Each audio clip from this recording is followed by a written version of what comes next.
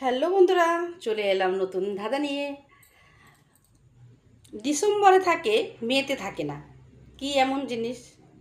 আর কোন জিনিস গ্রীষ্ম, বর্ষা, শীত, হেমন্ত সবসময় ঠান্ডা থাকে? এ ছিল কিন্তু দুইটি ধাঁধা। এর মধ্যে বলে দিই, কালকে ধাঁধার উত্তরটা দিয়ে দিই। কালকে কিন্তু কেউ উত্তর দিতে পারোনি। সেটা হবে বিছানা।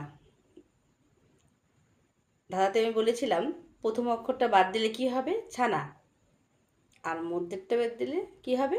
এটা তো একটু বুঝে নিতে হবে তোমাদের। আর এখনকার ধাঁধাটা বলে দিচ্ছি, শীত, বসন্ত, হেমন্ত সবসময় বরফ ঠান্ডাই থাকে। আর ডিসেম্বরে থাকে ঠান্ডা, মেতে থাকে না ঠান্ডা। এ ছিল দুই ধাঁধা। যদি ভালো লাগে প্লিজ লাইক শেয়ার করবেন, কমেন্ট করবেন, পাশে রাখবেন। হর হর মহাদেব।